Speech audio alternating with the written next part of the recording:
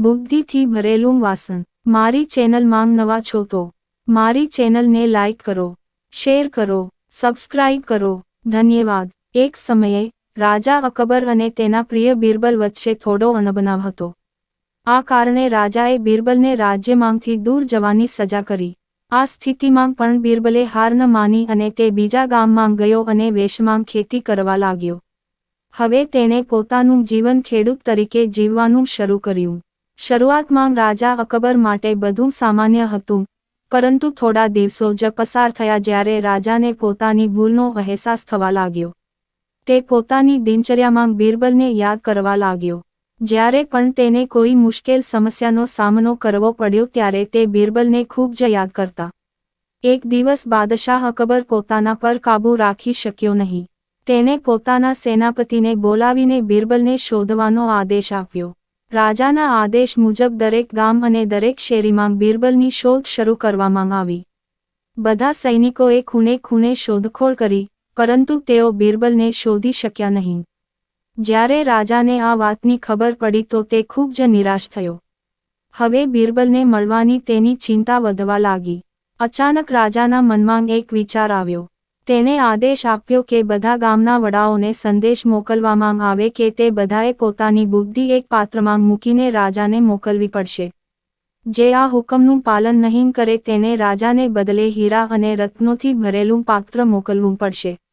રાજાનો આ અજીબોગરીબ આદેશ સાંભળીને બધા ગામવાસીઓ પરેશાન થઈ ગયા.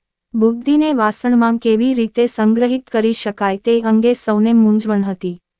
ડહાપણ દરેક માટે ઉપલબ્ધ હતું, પરંતુ દરેક જણ તેને વાસણમાં કેવી રીતે મૂકવું તે વિચારવામાં મુશ્કેલીમાં હતો. આમ કરવામાં અસમર્થ, તેઓએ તે જ વાસણમાં કિંમતી હીરા અને ઝવેરાત ભરવાનું હતું, જે તેનાથી પણ મોટી સમસ્યા હતી.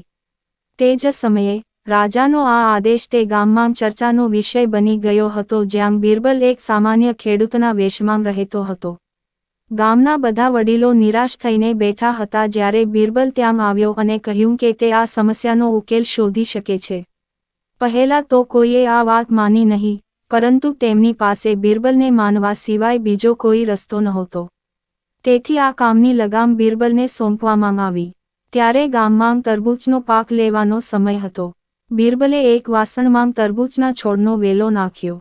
ધીમે ધીમે તે વેલા પર તરબૂચના ફળ ઉગવા લાગ્યા અને સમય જતાં તરબૂચ એક પાત્રનો આકાર લઈ ગયો. તરત જ વાસણ તરબૂચથી સંપૂર્ણ ભરાઈ ગયું. બિરબલે વેલાને ફળમાંથી અલગ કરી અને તરબૂચ સાથેનું પાત્ર રાજાના દરબારમાં મોકલ્યું. એ પણ સંદેશો મોકલો કે એ પાત્રની અંદર શાણપણ છે અને રાજાએ વાસણ તોડ્યા વિના એ ડહાપણ બહાર કાઢવું પડશે. રાજાએ તરત જ તરબૂચથી ભરેલું પાત્ર જોયું અને તેને બહાર કાઢવાની શરત સાંભળી. તેને ખાતરી થઈ ગઈ કે આવો વિચાર ફક્ત બિરબલને જ હોઈ શકે. તેણે ઝડપથી તેનો ઘોડો લીધો અને બિરબલને તેની સાથે પાછો લાવવા ગામ તરફ પ્રયાણ કર્યું. વાર્તામાંથી બોધ. આ વાર્તામાંથી આપણે શીખીએ છીએ કે દરેક મુશ્કેલ પ્રશ્નનો ચોક્કસ જવાબ હોય છે. આપણે ફક્ત બોક્સની બહાર થોડું વિચારવાની જરૂર છે.